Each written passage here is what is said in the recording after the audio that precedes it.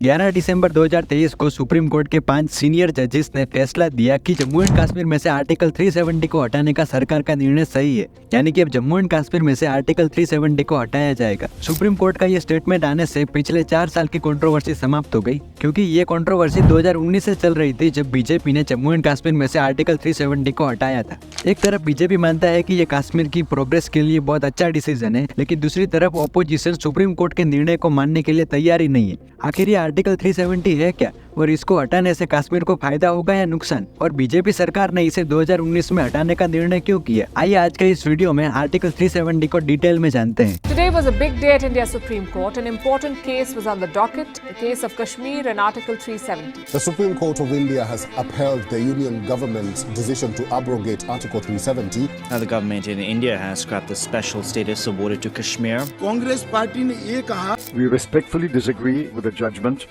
on the manner in which Article 370 was abrogated. जब challenge में थी तो धारा 370 को क्यों नहीं रोका गया, और आज आपको कानून की मर्यादाएं याद आ रही हैं। 1947 जब भारत और पाकिस्तान आजाद हुए थे, तब पार्टीशन भी हो चुका था। इस समय सरदार पटेल बहुत ज्यादा मेहनत कर रहे थे सभी राज्यों को भारत में जोड़ने के लिए। इस समय पर जो राज्य भारत के रीजन में थे, उनके पास 3 ऑप्शन थे। पहला ऑप्शन था कि वो भारत में ज्वाइन हो सकते हैं, दूसरा ऑप्शन था कि वो पाकिस्तान में ज्वाइन हो सकते हैं, और तीसरा ऑप्शन था कि वो इंडिपेंडेंट स्टेट के रूप में रह सकते हैं। उस समय पर जम्मू एंड कश्मीर के शासक महाराजा हरि सिंह थे। उन्होंने अभी तक डिसाइड नहीं किया था कि वो इंडिया ज्वाइन करेंगे या पाकिस्तान ज्वाइन करेंगे, लेकिन इसी समय पर पाकिस्तान जम्मू एंड कश्मीर पर हमला कर देता है। इस समय महाराजा हरि सिंह ने इंडिया से मिलिट्री सपोर्ट मांगा और एक फॉर्मल डॉक्यूमेंट सेंड किया, जिसे इंस्ट्रूमेंट ऑफ एसेशन कहा जाता है। इस एग्रीमेंट में महाराजा हरि सिंह एग्री करते हैं कि वो इंडिया ज्वाइन करेंगे, लेकिन एक कंडीशन के साथ। कंडीशन ये थी कि भारत कश्मीर में सिर्फ defence, foreign affairs and communication, ये 3 चीजें ही कंट्रोल कर सकता है। 27 अक्टूबर 1947 को लॉर्ड माउंटबेटन इस डॉक्यूमेंट को साइन करते हैं और जम्मू एंड कश्मीर को एक स्पेशल स्टेट का स्टेटस दिया जाता है। स्पेशल स्टेटस का मतलब हुआ कि अगर इंडियन पार्लियामेंट के द्वारा नेशनल लेवल पे कोई लॉ पास होगा तो दूसरे सारे राज्यों में वो ऑटोमेटिक लागू हो जाएगा, लेकिन जम्मू एंड कश्मीर में ये लॉ तभी लागू होगा जब जम्मू एंड कश्मीर स्टेट इस लॉ को अलाउ करेगी।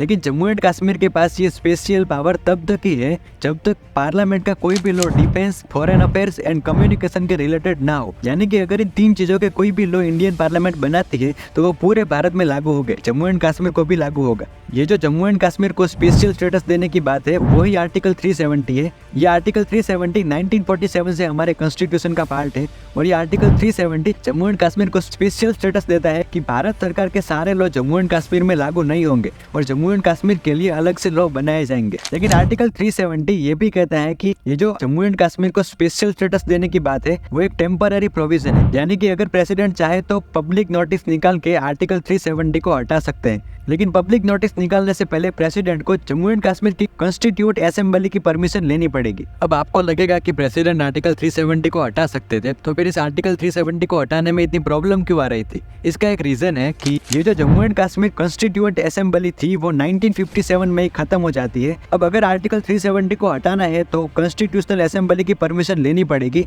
लेकिन वो तो खत्म हो चुकी है, इसलिए आर्टिकल 370 को हटाने में इतनी प्रॉब्लम्स आ रही थी। इसलिए 5 अगस्त 2019 को प्रेसिडेंट रामनाथ कोविंद ने अपनी पावर यूज करते हुए एक प्रेसिडेंशियल ऑर्डर निकाला, जिसका नाम था the constitution application to Jammu and Kashmir order 2019। ये order the constitution application to Jammu and Kashmir order 1954 जो पहले आया था उसे रिप्लेस करता है, यानी कि पुराने 1954 के ऑर्डर को ये 2019 का ऑर्डर रिप्लेस कर देता है। यानी कि 2019 का ये ऑर्डर द कॉन्स्टिट्यूशन ऑर्डर 1954 को खत्म कर देता है, और इसके साथ ही जम्मू एंड कश्मीर का कॉन्स्टिट्यूशन भी खत्म हो जाता है। और इसके साथ ही प्रेसिडेंट का द कॉन्स्टिट्यूशन ऑर्डर 2019 ने कॉन्स्टिट्यूशन में आर्टिकल 367 में क्लोज 4 को ऐड किया, और इस क्लोज 4 को ऐड करने के बाद आर्टिकल 367 ने कहा कि जो आर्टिकल 370 में कॉन्स्टिट्यूशन असेंबली लिखा हुआ है उसकी जगह अब लेजिस्लेटिव असेंबली माना जाएगा। यानी कि पहले आर्टिकल 370 में लिखा था कि अगर प्रेसिडेंट को जम्मू एंड कश्मीर में से आर्टिकल 370 को हटाना है तो जम्मू एंड कश्मीर की कॉन्स्टिट्यूशन असेंबली की परमिशन लेनी पड़ेगी। लेकिन अब आर्टिकल 370 में क्लोज 4 को ऐड करने के बाद अगर प्रेसिडेंट को आर्टिकल 370 को हटाना है तो कॉन्स्टिट्यूशन असेंबली की जगह अब लेजिस्लेटिव असेंबली की परमिशन लेनी पड़ेगी। और इसी समय पर 2019 में प्रेसिडेंट और पार्लियामेंट ने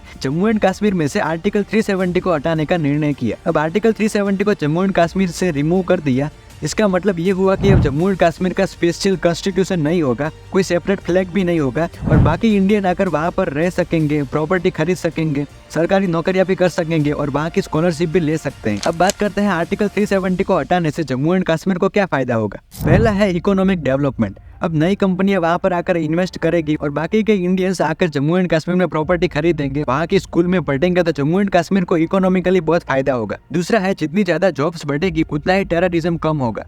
और एक बेनिफिट है कि अब जम्मू एंड कश्मीर भारत सरकार के सारे लॉज के अंडर में आएगा, इसलिए right to education, right to information जैसे लॉज का बेनिफिट उठा पाएगा। अगला बेनिफिट है reduction in stone pelting and militancy. 2019 में आर्टिकल 370 को हटाने के बाद से जम्मू एंड कश्मीर में सिक्योरिटी में बहुत इंप्रूवमेंट हुआ है। स्टोन पेल्टिंग के इंसिडेंट 2019 में जो 618 थे वो 2022 तक कम होकर 222 हो चुके हैं और वहाँ की सुरक्षा बलों की इंजुरीज भी जो 2019 में 64 थी वो 2021 में 10 हो गई है। अगला है रिडक्शन इन सिविलियन इंजरीज। 2019 में सिविल इंजरीज की संख्या 339 थी, वो डिक्रीज होकर 2021 में 25 हो गई है। ऐसे धीरे धीरे जम्मू एंड कश्मीर में बहुत सारे चेंजेस हो रहे हैं। जम्मू एंड कश्मीर के बहुत सारे लोग बहुत खुश है आर्टिकल 370 को हटाने से, लेकिन वहाँ के कुछ लोग इसके अगेंस्ट में भी है। तो ये था आर्टिकल 370 के बारे में। वीडियो इन्फॉर्मेटिव लगा हो तो लाइक कर देना। Thank you.